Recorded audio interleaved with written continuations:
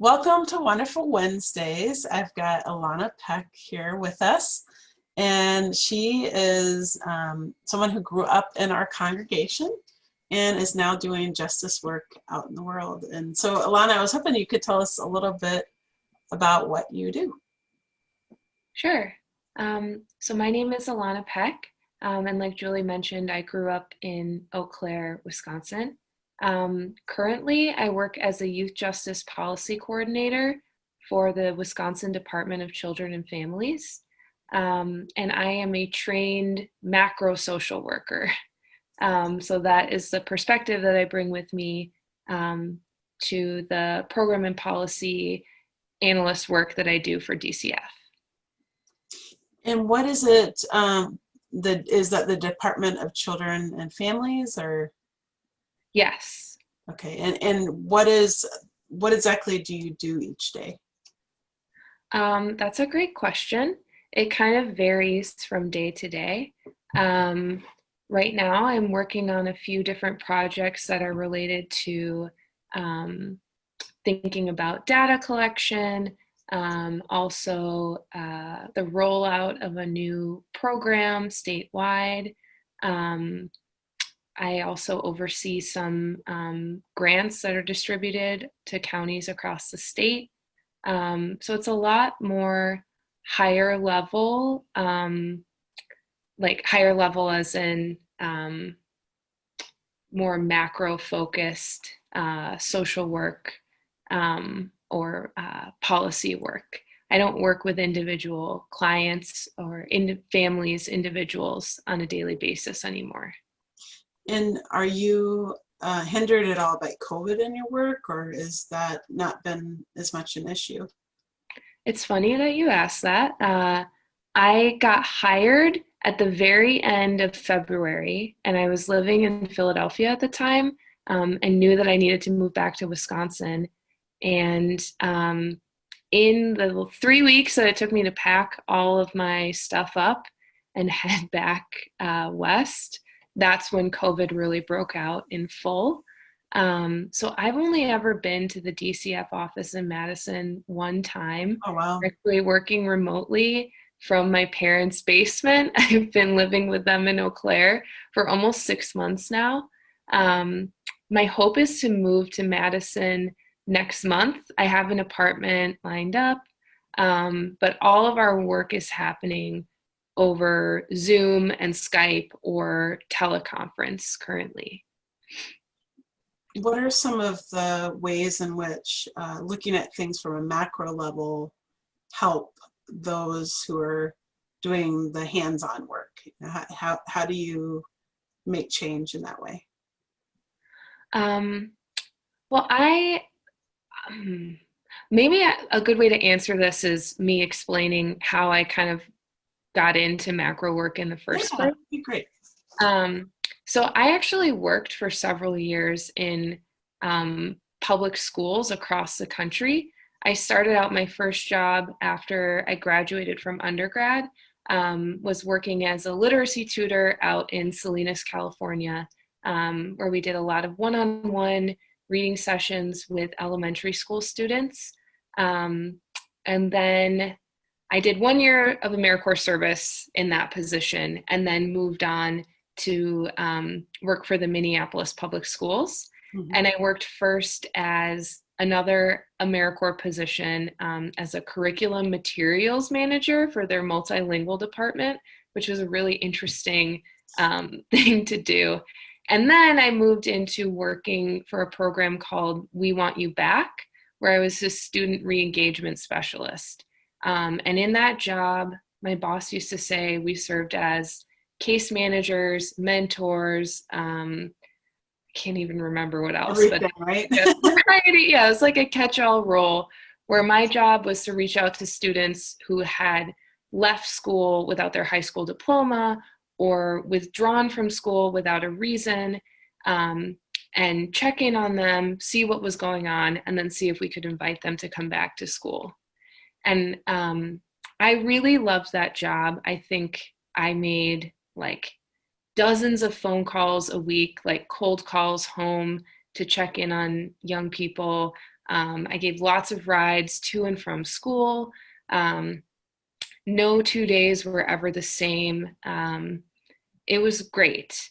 But one thing that was really difficult in that job was that it felt like there were lots of times where the challenges that we ran into were not related to student motivation or willingness to try in school, but a lot of it had to do with policies or practices that the school district used that made it really difficult for students to figure out how to get back to school themselves, or made it very challenging for a young person to go back to the high school that they had left, even though that's where all of their connections were, and kind of common sense would tell you that that would be the best place for that young person.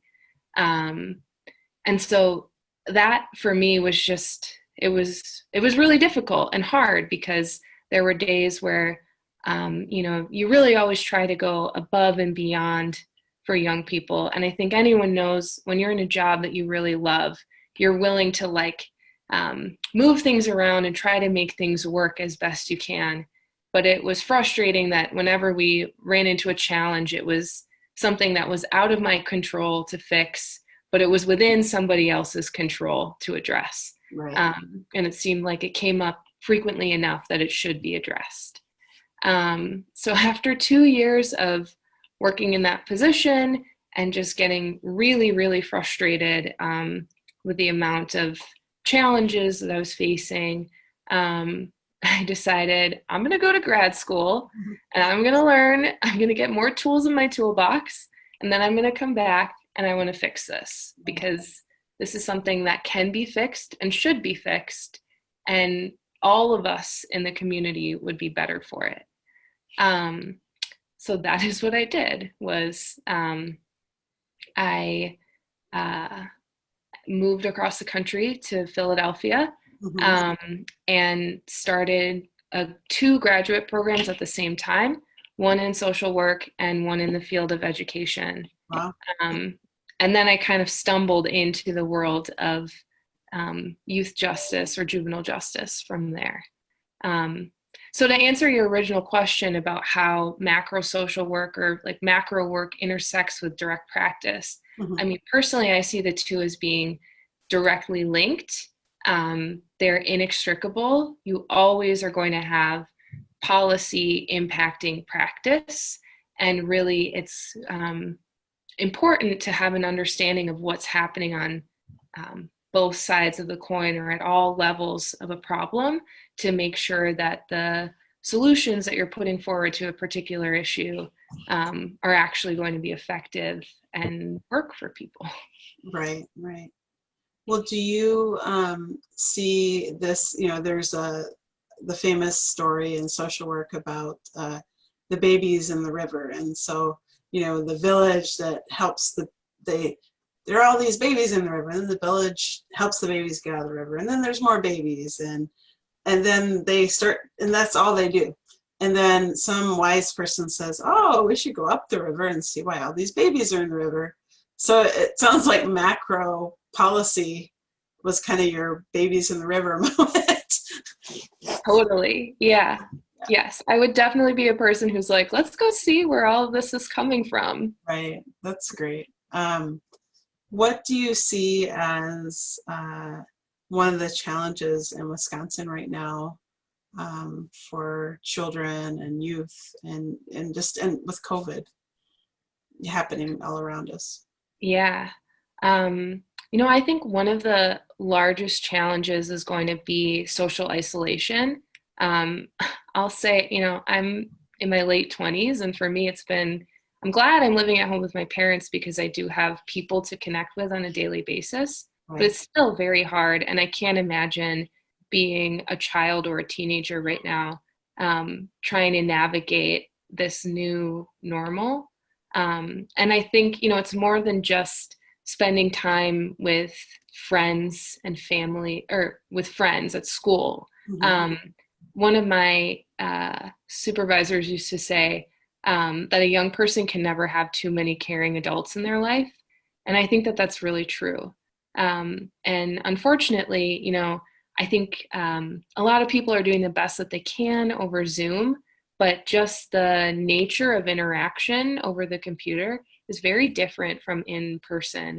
And a lot of those spontaneous check-ins that used to happen, or just bumping into someone on the street and asking how they're doing, that's much harder to replicate over social media or like FaceTime or Zoom.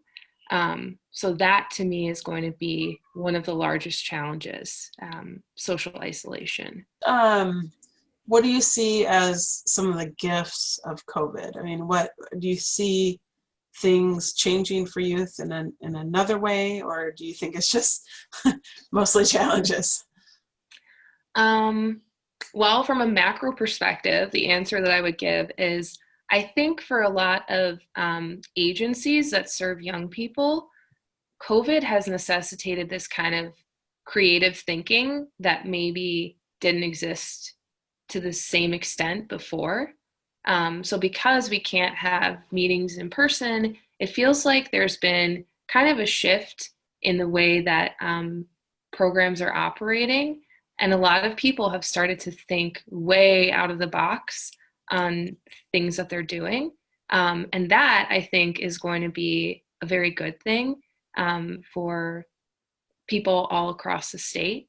I can't give like a specific example right now, but I think even just being slightly off balance and being forced to kind of think about how you're going to maybe work in a slightly different process than you did before it's a good thing to have happen from time to time. What are some of the reasons that you went into this kind of work, growing up in Eau Claire, or actually you grew up in Altoona, and some of your experiences there, and maybe things you learned from school or from the UUC, or just in general, what were those seeds that kind of brought you to this place? Yeah, I think about this a lot because I think that there were, when I think about the path that I took to get where I am, it feels very winding. But then when I think back to my childhood and a lot of the people that I spent time around or places that I went, it all makes sense and it feels like a much more direct path than it may seem. I think, first and foremost, I lived with my parents, who I'm assuming most people have met them at the UUC, Bob and Juanita. But they are both very civically minded people who we had a lot of conversations about community growing up and also supporting others around us. I can remember being an elementary school student, sitting in the car waiting for my mom while she would go and drop off books for some of my classmates, or I know she did tutoring with a few of them and taught a few kids in my class how to read. So I think, that's who my role model was growing up. Then I also spent quite a bit of time in 4-H, which is another civically minded, community-focused program. And a big part of that was focused on service projects. So I think every year for almost 10 years, I had some sort of service project that I was doing in Eau Claire County. Nice. Sometimes they were really small and sometimes they were bigger. But still, it was identifying an issue and then finding some sort of solution to address that. And then lastly, I think something I realized when I was in social work school was like an epiphany related to the UU principles and social work ethical principles. Mm-hmm. And there's a ton of overlap between the two of them. I think like one of the social work principles that resonates most deeply with me is related to the inherent worth and dignity of every person. Mm-hmm. And that's something that I grew up saying or focused on every single Sunday for years. And so I think that that really did stick. Like there was a seed planted in my mind that, it's important to respect people and see people as people and not just numbers on a page or, a statistic. They're, at the end of the day, people are people. And it's important that policy and program reflects that. Yeah. Would you say that the work you do has a spiritual element to it? And I don't mean like a woo-woo spiritual, but like a deepening and engaging, something different than, I don't know, that extra dimension of connection. I think so. I'm going to take a stab at answering this. I think that social workers really are connectors at the end of the day. And a lot of our job is, connecting people to resources or connecting programs back to people to make sure that what it is that they're doing is really grounded in individual best interests. There's a lot of, connecting programs to programs or agencies to each other. And so I think that that level of just realizing that everything is connected and there are lots of things, or what did we call it in church? The interconnected web of all things. Mm-hmm. Sometimes when I am working, that's what I think of, is I feel like a person who's in the middle of this large web of things, and I can just see almost like little strands connecting everything together. And so in that sense, yeah, I do think that there is a real spiritual element to social work. Well, if you were to talk to your 10-year-old self and were to give that young girl advice, what would you say to her now? I think my advice would be to, if you have an idea, you should speak up and share it with people. I was very shy when I was 10. And I also think that sometimes it was hard to understand that my opinions were valuable. And I don't mean at home, but I think in school, sometimes it felt overwhelming. And I felt like I needed to just like take a step back and give other kids the opportunity to speak up. Mm-hmm.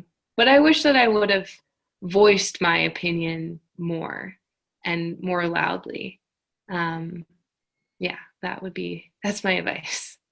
Do you think, doing, voice is one of those important inherent worth and dignity pieces, and especially for women, and, do you think that the macro level of looking at systems that, like looking at STEM projects for young girls or trends, I mean, that gives voice to generations? Yeah, there's this really cool new practice in social work, or just in research, actually. It's not social work specific, called community-based participatory research. And so the way that it works is that experts in a certain field come together with a community, and collectively people decide what kind of information they'd like to collect related to a specific problem or issue. They think about how data is going to be collected, who they're going to ask for data, and then how that data is going to be used. Like, this is all information that is agreed upon as the large group. And then from there, after you've collected information and you move into like the analysis phase, you still continue to work as a large group in analysis. And I think that this, the experts in this sense are really just used as a tool to help people in communities get the answers for problems that they may ask every day, but haven't been able to figure out a solution to. Or sometimes people already have a solution in mind, but it's just that, again, you need the connection to the resources in order to get what you need. And so I think that practice is something that really motivates me. I'm still learning a lot about it. There's definitely a lot of moving pieces that are involved in community-based participatory research. But I think that that is one way that you can kind of reorient yourself or use that creative thinking to make sure that you're incorporating more voices into policy or program creation. And in the long run, that's going to make your policy or program stronger and better and more effective. Um, and I also think, there's like long reaching effects to all of this too, where now, you may have connected someone to someone else and opened a door of opportunity that maybe wasn't there before. And that to me is really cool, and an exciting use of data. What do you think are some of the biggest issues or challenges facing youth and children today? So I can think of two right off the top of my head. One is has to do with this idea of restorative justice, or applying what we know about trauma-informed principles, adolescent development to policy.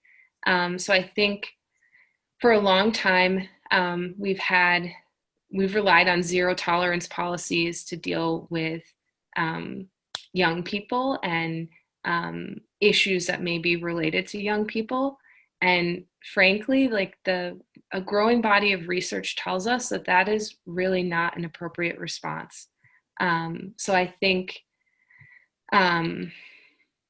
that's one challenge for young people, is that many of the policies and programs that we currently offer are not developmentally appropriate. I think that there are a lot of people who are working very hard to change that. And there are definitely places in society or in community services that are offered where you really do see trauma-informed principles championed, but it's still not as robust as I would like for it to be. And then a second issue I see plaguing young people, or that young people are facing currently, is that many of adults, and I will throw myself into this camp because I definitely fall into this way of thinking sometimes too, don't see young people as the experts that they are in their in the issues that impact them most. And so I think it's easy for us to brush off the opinions or ideas of young people because it's like, well, you're so naive, and just wait till you live a few more years and then you'll see that that's not really how things are. But I do think that young people are an expert in the things that impact them most, and I do think that they have ideas that are valuable and can offer suggestions to adults that sometimes can be incredibly useful. And so I would love, again, to see us tap into that more. I think using a community-based approach to working with young people and encouraging them to be part of the programs that are designed to serve them, and coming up with maybe the policies that impact them most would be, again, very useful and make policy and programs more effective, more developmentally appropriate. And I think people would be happier in different spaces in the community, like schools or, yeah. So those are the two things that come to mind first and foremost. But I also would encourage you to ask a young person what they think. Good. Opinion. Well, thank you for joining us, and I, it's really neat to see. I've known you for 10 years. I didn't know you all the time that Virginia knew you and a lot of other people, but it's so neat to see people's careers unfold and and your excitement for what you do. And I think we're all trying to make meaning in the world, and it's wonderful to have a passion for justice and to be able to do it. Thank you so much for having me. This was fun. Well, everybody have a wonderful Wednesday, and we'll see you next time.